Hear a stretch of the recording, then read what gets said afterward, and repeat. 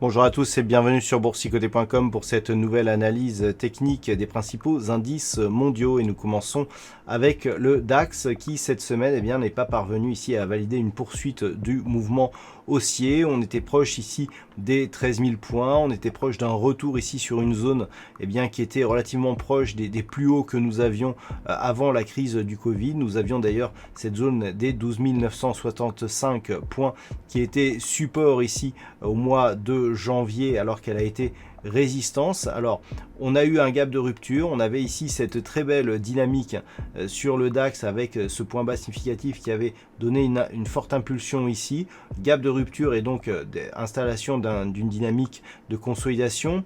Alors ce qui pourrait être rassurant, c'est le fait que on se stabilise ici au-dessus de cette zone des 11 850 points. La moyenne mobile 20 exponentielle est très proche de ce niveau, donc on rebondit actuellement sur celui-ci. Toutefois, la dynamique ici de consolidation est toujours bien présente d'un point de vue très court terme. Il n'y a pas eu de tentative de comblement de ce gap qui a été ouvert hier matin et on a des points hauts et des points bas qui s'inscrivent sur une évolution négative. Du point de vue des indicateurs, on valide bien ici ce début de consolidation, tant sur le MACD que sur le RSI. Donc clairement, on est sur une phase de consolidation. Si la semaine prochaine, les cours venaient à casser ici cette zone des 11 850 points, la zone à surveiller sera tout simplement ce support oblique, puisque c'est lui qui définit la dynamique qui porte le rebond technique depuis les points bas significatifs sous les 8400 points. Donc c'est le niveau à surveiller pour la semaine prochaine, qui serait normalement assez proche ici de ce niveau des 11 360 points. Attention donc à ces niveaux sur le DAX qui pourraient nous amener en cas de cassure une accélération possible du mouvement en direction ici des 10 782, voire d'un possible retour sur la zone des 10 170 points. Pour invalider ce scénario baissier, il faudrait repasser rapidement au-delà des 12 488 points. Sur l'Eurostoxx 50, l'indice européen, la configuration est sensiblement identique, sauf qu'on a une hausse beaucoup moins forte par rapport à la baisse qui avait été enregistrée ici durant le mois de février et mars. On est très loin des précédents plus hauts.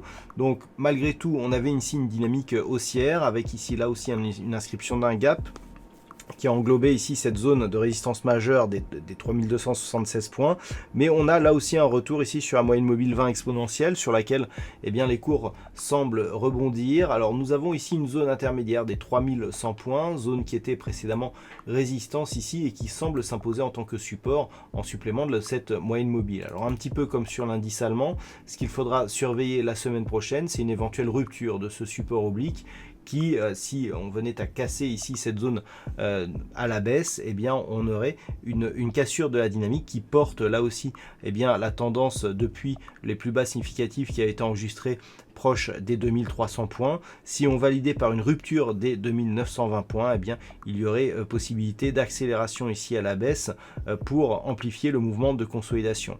Niveau d'invalidation de ce scénario plutôt baissier, un retour au-delà des 3276 points.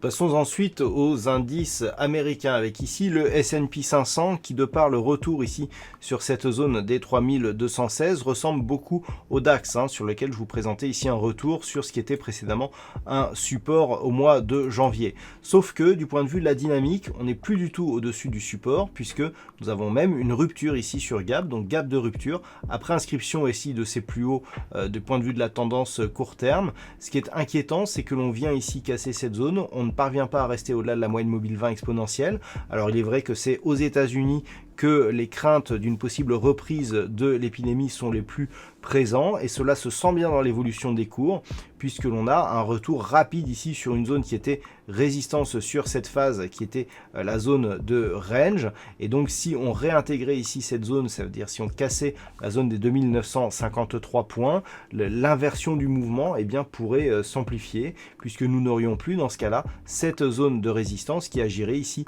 comme support. Donc c'est un niveau qu'il va falloir surveiller la semaine prochaine. Cela dépendra très certainement de l'évolution de la pandémie du côté des États-Unis.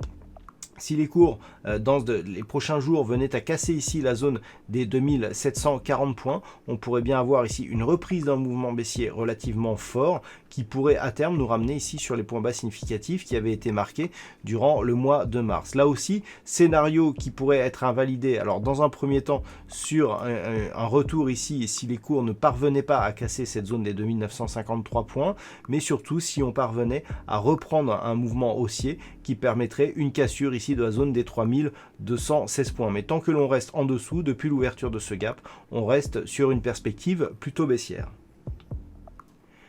Et puis nous avons le Nasdaq, cet indice que je qualifiais d'extraterrestre ces dernières semaines, qui a marqué un nouveau plus haut significatif au-delà des 10 000 points. C'est une grande première pour cet indice des technos qui s'est brutalement retourné. Alors le retournement est moins spectaculaire que ce que nous avons sur le S&P 500.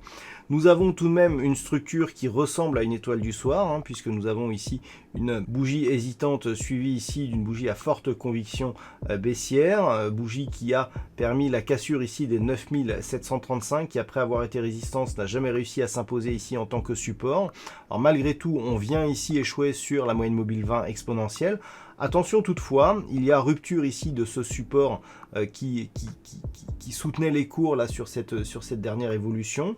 Le fait ici de revenir sur cette zone pour l'instant nous donne un signal de consolidation relativement peu marqué. Par contre, en cas de rupture ici de cette zone des 9350 points, pourrait accélérer le mouvement en direction ici de niveaux nettement inférieurs. Alors le Nasdaq qui est beaucoup monté pendant donc le rebond technique lié à ce que l'on pourrait appeler la recovery après le plus gros de la crise du Covid-19, pourrait perdre beaucoup plus, puisque en cas de poursuite de la phase de confinement, les GAFAM qui soutiennent énormément le Nasdaq pourraient beaucoup plus souffrir que prévu, et on pourrait avoir sur cet indice une phase de consolidation beaucoup plus marquée au vu de la surperformance qu'a enregistré cet indice durant la phase de rebond. Donc attention ici aux deux zones de rupture qui pourraient nous donner des signaux majeurs. Je veux bien sûr parler ici de cette zone des 9350 et surtout de la zone ici des 8911 points. Si ces deux zones venaient à être franchies rapidement, on pourra avoir un gros mouvement baissier sur cet indice des technos. Naturellement, la possibilité ici d'une invalidation de ce mouvement se ferait si les cours parvenaient à revenir ne serait-ce qu'au-delà ici des 9735 points. Et puis on termine avec le Nikkei qui n'a pas ici cassé le support oblique qui définit la dynamique de rebond depuis les points bas ici à 16 500 points liés à la crise du Covid. On a eu ici la zone des 23 000 points qui a été dépassée à la hausse. C'était un niveau qu'il fallait surveiller cette semaine que je vous avais indiqué la semaine dernière. On voit d'ailleurs que cette zone ici a agi comme support avant ici d'être cassée. Donc on a ici une validation d'une phase de consolidation, mais on vient ici se poser sur une zone ici de support proche des 21 800 points sur le moyenne mobile 20 exponentielle, et pour l'instant il ne s'agit que d'une phase de consolidation que très temporaire. On ne peut pas dire que l'on ait totalement invalidé la possible poursuite du mouvement haussier. Par contre, si les cours venaient à casser ici cette zone des 21 800 points, là clairement on serait sur une phase de consolidation, rupture de ce support oblique et donc accélération possible ici en direction des 20 540 voire des 19 137 points. Le niveau d'invalidation de cette anticipation plutôt baissière serait déjà, alors si on reste au-dessus de ce support là des 21 800 points, eh bien la dynamique haussière reste préservée, mais elle serait totalement confirmée si les cours venaient rapidement au-dessus des 23 000 points. Voilà donc ce que l'on peut dire sur cette analyse des principaux indices mondiaux. Passez un bon week-end, on se retrouve dès la semaine prochaine pour d'autres analyses techniques, toujours sur le site boursicoté.com.